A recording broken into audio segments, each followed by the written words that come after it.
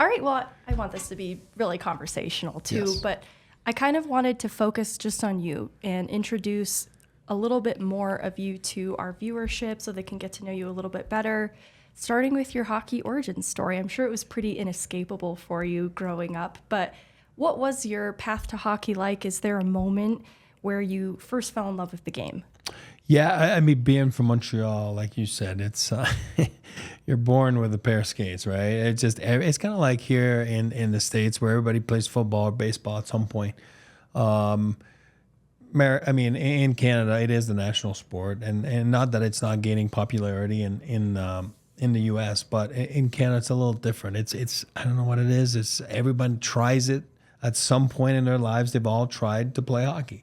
That doesn't mean that by age 12 everybody plays, but everybody plays. Like starting age 4 or 5, everybody's on a team, and you see those pictures. Everybody's given a little hockey stick when they're little, and I mean, when they're born, and they're just, that's what we do. You know what I mean? And yeah, so I just kind of, I've always been around it, and we're a hockey family, and my dad was an agent back then, so it was easy for me to be around hockey players, and kind of runs in my family now. It's my boys are, they see that's what we do, and that's why they play hockey. You know what I mean? I think it's a little bit of that, and I just kind of always loved it, fell in love with it right away, and I just never had a moment where I said I want to get out of it, like get away from it or do something else. So for me, it's been a lifetime thing, and that's why I always say I love it. It's my sanity. It's what I love talking about it, and that's why I said it gets old sometimes for my daughter and my wife.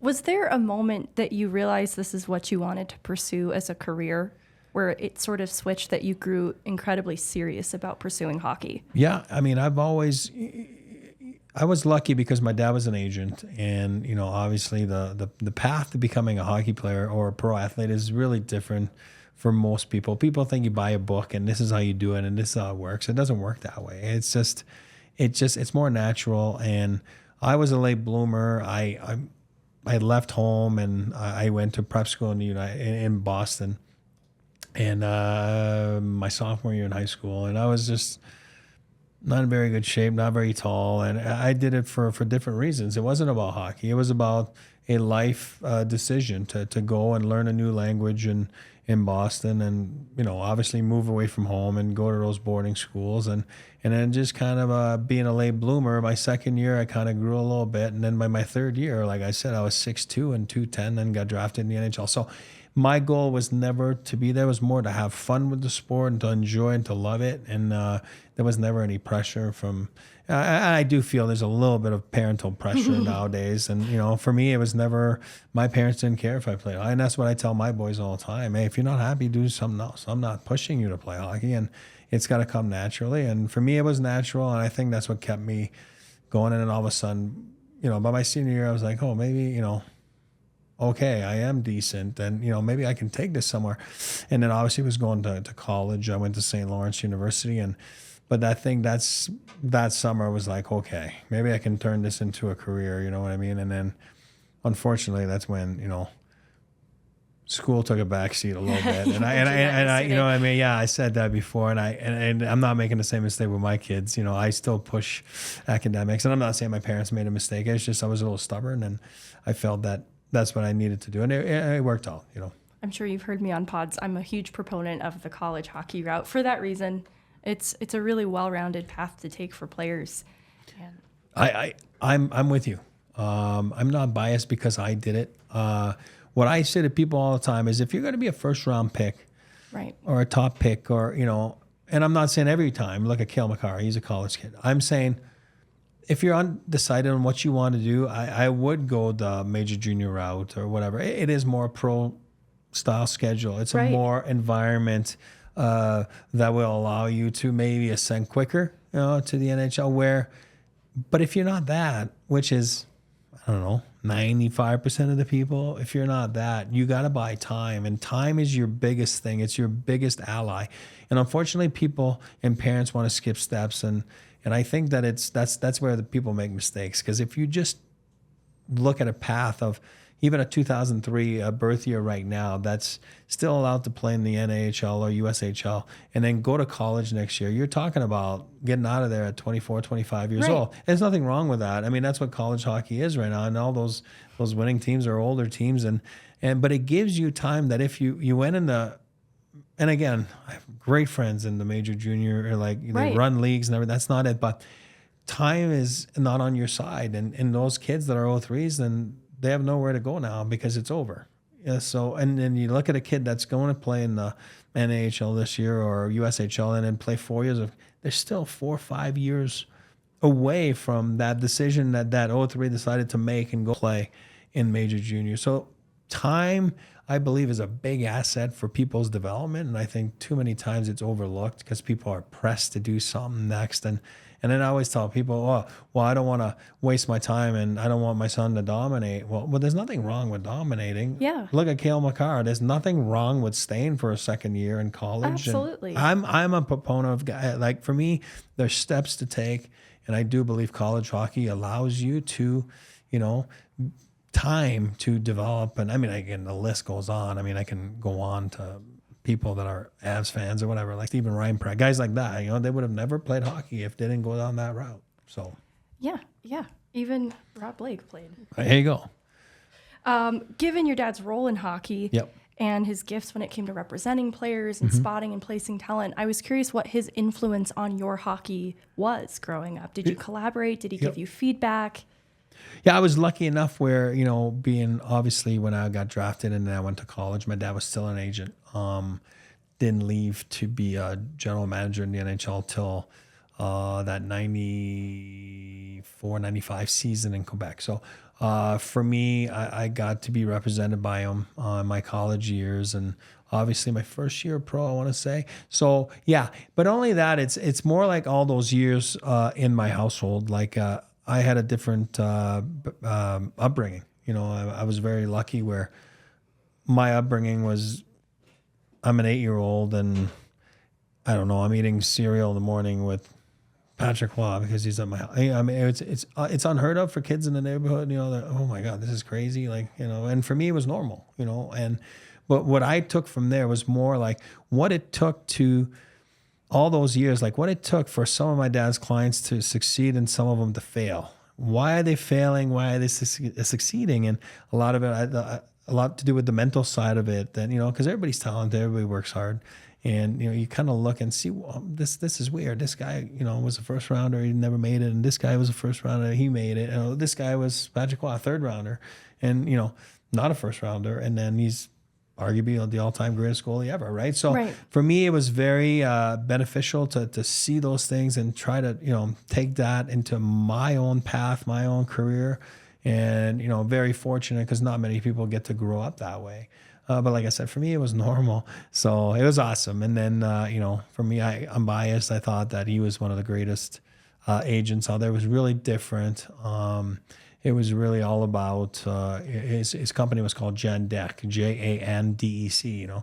It was going to take January to December, 24 hours a day to represent his clients and to be there for them. And it's different. They all had keys to our house. They all had it was a definitely something special. He had a special bond with all his clients, and it was really family. And I think he tried to bring that to obviously being a GM and with the Nordiques and the Avalanche, the family side of things. And that was, if you talk to any of the players, they'll tell you right away, like, even though the perception that he was kind of a shut down guy, like, he just didn't really, appeal to the media and stuff like that, but he was really tight, with the players, and it was really, it was about family. And, so I think we took a lot out of that. And to this day, I think that the Avs are still trying to, honor that legacy.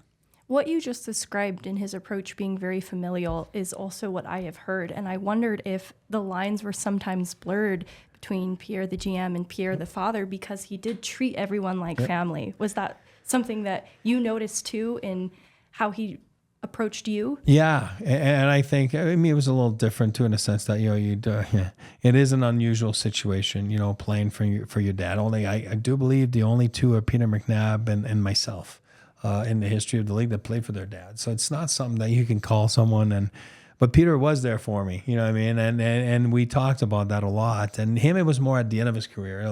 Me, it was more at the start of my career. So not my first couple of years, but, still, I was still in my early 20s or mid 20s. And then it was different, but it was awesome. And I do think that's how you win. And, but I do think he was fair to everybody. And, I can go on and on about, stories, but there's one that pops to mind. That's Keith Jones, that now the president of the Philadelphia Flyers, and that's been on TNT the last few years, and does a great job on TV. And Jonesy was a dry guy and with a dry sense of humor. And I remember him one day at a meeting with Pierre, and then he came back on the bus, and we were going to the airport, and he sat next to me, and he goes, "Boy, I feel for your childhood." And and I was laughing because he's like. He goes, "Oh my God, I just got, spanked." And you know what I mean? And he goes, I really, you really gave it to me. And I was like, oh my God. And it's funny because, guys were open about it. We had a good time and it was fun. And, somewhere, somehow that was his recipe of winning, which was all family. And I think that's how he did it with his own kids. And I think that's how he treated everybody, obviously as adults, but, as part of their own, his own family. And I think it showed from day one. And I think it laid a big foundation here in, 95, 96 for the team to get here. Kind of what you just described, because he did have this reputation for being a very good negotiator. Was that something that you had to contend with at times? Yeah, I mean, my dad was a salesman, right? So that's he when my father was younger, and then we were born. He was a junior hockey player, right, in the Q, and captain in Laval, and a very famous franchise. Mario Lemieux played there afterwards, and. He wasn't good enough to go play in the minors. And so he jumped on board with, a job, being married and having a kid at 20. And then, I think he was 21 when I was born. So, the second kid. And then, he's never had a cigarette in his life, and he worked for Rotman Cigarettes as a salesman, and the guy was loving him because he could sell packs of cigarettes. And then, then he went on to work for Carling O'Keefe, the beer company, and he's never had a beer in his life. So, and then he could sell beer, you know what I mean? So my dad was always a guy that could sell. He could sell, ice to Eskimos, and whatever it is, the expression. And, he's just one of those guys that he just, it was an art, and he always took care of it, and he always, had a plan, and I think he was good at executing. I think that's an art. It is an art to you can execute. You can plan something, you can't execute it. He was good at executing it, and I think he took that approach. As being a negotiator and as an agent with the league back then. So when he went on the other side, it was easy to see. On the flip side, what he'd gone through for 25 years, right? And then it was more like. Okay, you know what I mean? Like this is, so then he'd flip the script and, all that stuff. But he always surrounded himself with great people. I can tell you since day one here, the Avalanche, the Charlotte Graham was his side. I don't want to say the word sidekick, but she was the brains and, with him. And he always gave credit to where credit was due. And he always surrounded himself with great people. So it was awesome to see that that's how they built this franchise, in 95, 96. And, like I said, it still stands to this day, so it's good. Did being brought up around somebody like that make you a better advocate for yourself, especially when you were navigating a pro career as a player yourself? Yeah, and I think what it did is, you play in the NHL, you're young, and I wasn't married at the time or kids, and you have a lot of time on your hands. I don't care what people say, like, I'm so busy. You're not busy. It's the greatest job in the world to be a hockey player, trust me. It's like, you got plenty of time, you know what I mean? And I think what it did for me, for example, was to become like a player rep. You know what I mean? Really understand the CBA. Really understand what the rules are and the regulations, and then they were talking about those work stoppages, and obviously that's when I started, and I turned pro, and there was a work stoppage. It was a strike of '92, right before the playoffs, and it just kind of makes you curious, wanting to understand a little bit of why does this happen? You know what I mean?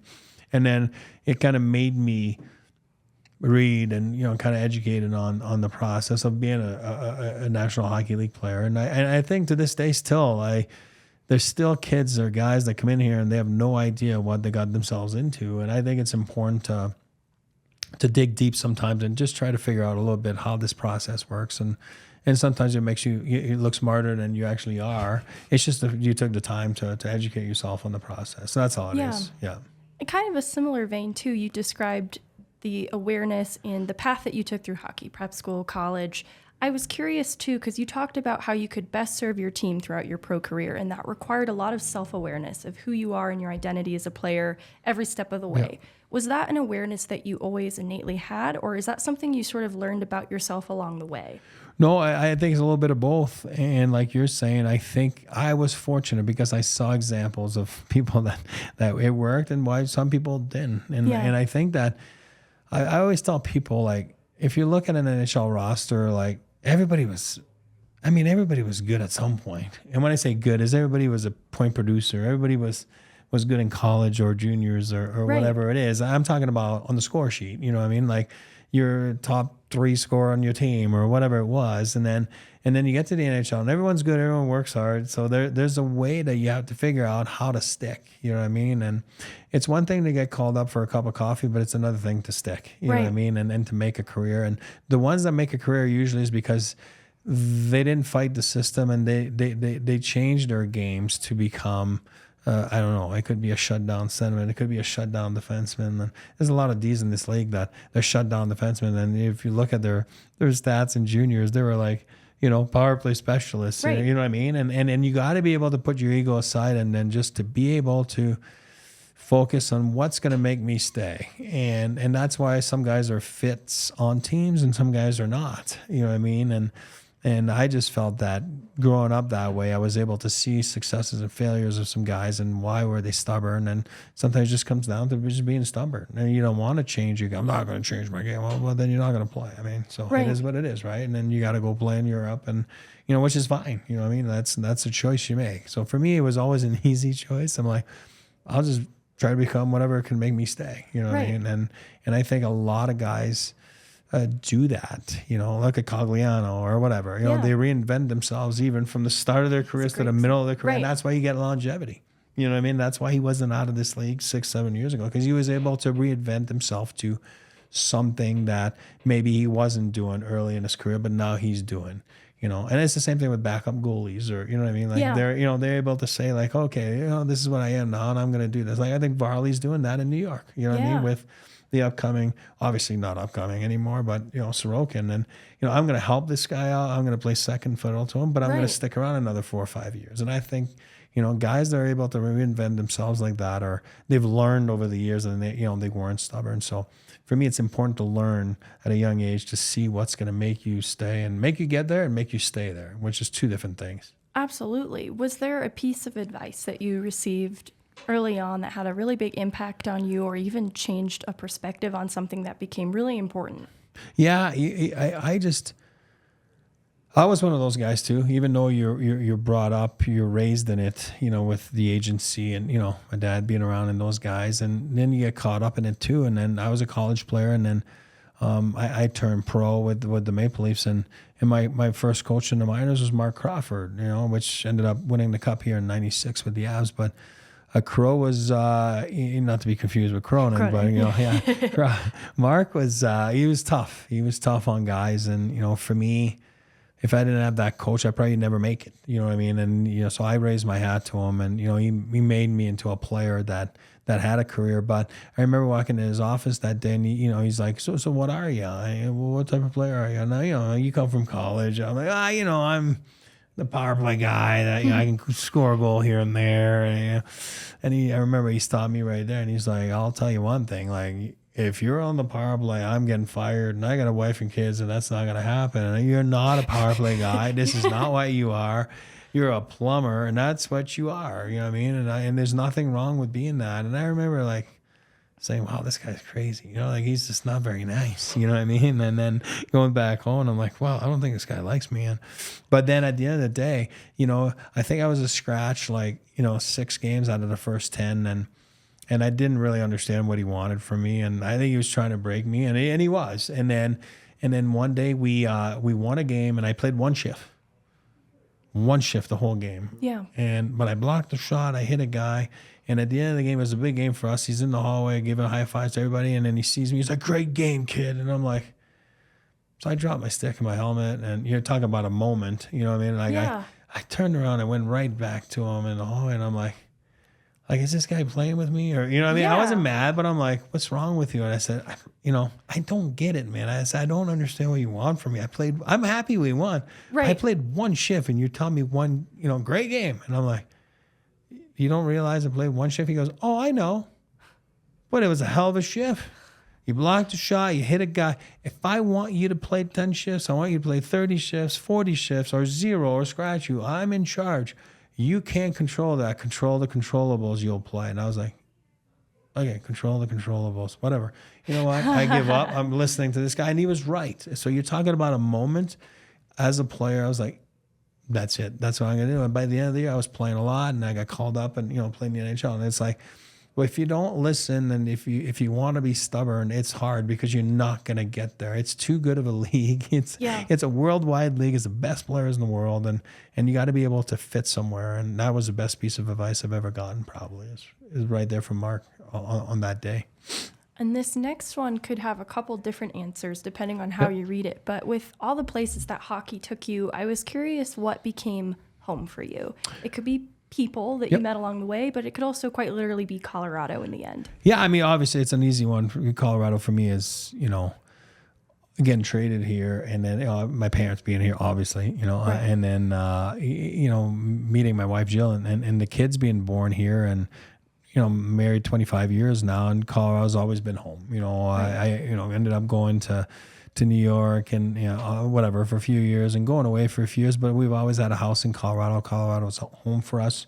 That's where Jill's from, and this is where the kids were born. We did take a couple adventures here and there and go to Vegas for 4 years. The kids loved it. Then it was time. High school was starting or middle school. We're gonna get back home. You know what I mean? Like, this is home for us, and so we've always been back home. And you look back at it, it's like, people are like, "Oh, are you mad? Like, you left the Avalanche, or back then, or you got traded to the Avalanche because things were going well." And looking back at it, it's like, no, because I got 3 beautiful kids and married to my wife. So I'm the guy that looks at it that way. I don't look at it in a negative way. And it's like, you always find the positive into something. And so obviously Colorado is a huge place in our heart. Obviously, my mom still lives here, and so it's big for us. And it's what we call home. Yeah. And based on what you described to being a younger player, the free time on your hands, I wondered if that was sometimes an isolating experience. The question then is, how important was it to find home? It is important. And I always say, like, those young guys coming in the league, like, you got to surround them right. And I know that a lot of teams miss the boat on that sometimes. And I think that they've done a good job here over the years, always try to find a home for someone. It's hard to leave an 18-year-old that's all of a sudden's got money, maybe not the surroundings that you're by yourself and you're living in an apartment and you have all this time on your hand. And I'm not saying that everybody goes down the wrong path. That's not what I'm saying. I'm saying, but it can be lonely. It can be boring. It can be like, oh my God, you find yourself playing Xbox and you're like, what is that? Like, I got to do something. And I do believe that even after you reach a certain age, like, it's nice to have roommates. Like, I live with Rob Lake in LA, and we, it was perfect, and we just keep each other company. And then here, when I got traded to the Avs, I had Rene Corbet and myself, we lived together. And I'm the guy that doesn't like the new rule in the NHL that they get their own rooms. I would request to have a roommate, but I can't be by myself. I don't like that. So you always find guys to make sure that, but I think it's important to be grounded and to find something to do to help in the community. And I always took pride in something I learned from my dad's clients. I always took pride in the minors, in the American League, in the NHL, whether it was here, LA, New York. I always help out with the community. I always help out with community relations and make sure I'm the first guy to go there and say, hey, I'm here all summer. What do you need? Call me. I'll be there. I think it's important.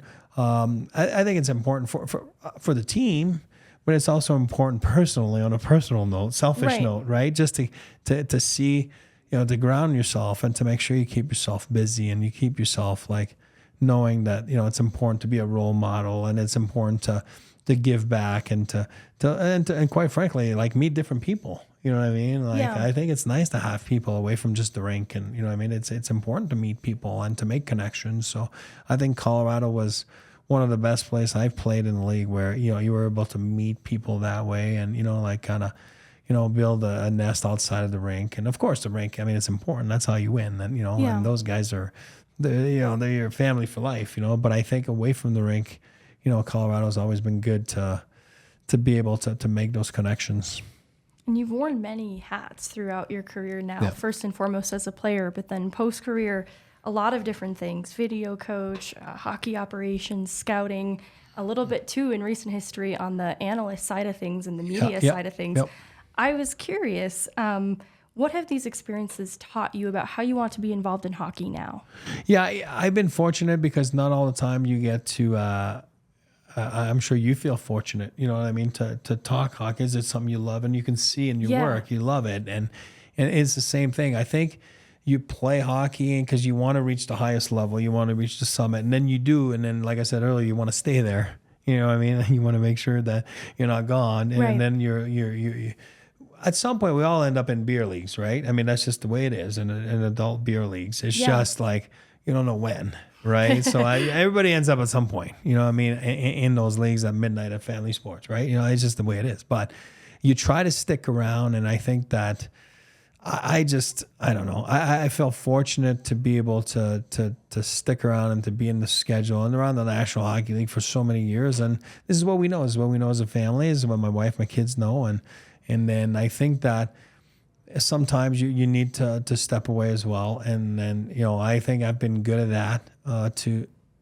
step away and say, okay, I need to just step away right now because maybe with my wife and the kids, and I just need to be a more present. Because as a player, there's plenty of time. As management, there is no time. Right. So I don't care what people say. No, that is a grueling job away from home and away from, coaching. Those guys are nuts. Like, I mean, God, they're at the rink all day long. Like, it's crazy. And the pressure. So I just felt, I was able to step out, but then you learn that it's not that easy to get back in. And then you think you'll be able to get back in because, oh my God, I've always been there. Then you don't get back in and you're like, what the hell? What's going on? You know what I mean? So it's like, it's hard. And then you get disappointed. It's rejection a little bit. And then you get back in somewhere somehow through media, like I did, like the 1 year of the Vegas Golden Knights, which was the inaugural season, which ended up going to Stanley Cup Finals. And then you do TV, and it's something that, because it's relationships you built over the years, and you just run into them at the airport, and guys that are, all of a sudden, hey, we're going to be doing the Golden Knights this year. Like, what are you doing? And you haven't talked to these guys in 10, 15 years, but you built those relationships over the years. Right. And then you're like, oh, I'm just moving back to Denver. And, oh, would you like to be, would you want to be interested? And that's how things work, right? If you don't put yourself out there, you can't really run into anyone. But when you put yourself out there, I've always taken pride in that and making sure that, you connect with people, and then opportunities come. And then, and like right now, I just love it. This is great. I mean, you get to join, I always said, like, a logo. The NVR seems, from what I've seen, a nice family, a nice logo, and this is what I like. This is what I'm used to. And then for me, it's important to be part of a logo and to be part of something. Right. And I'm excited, and and you get to talk hockey all day long, so it's kind of nice. And like I said, I feel comfortable doing that.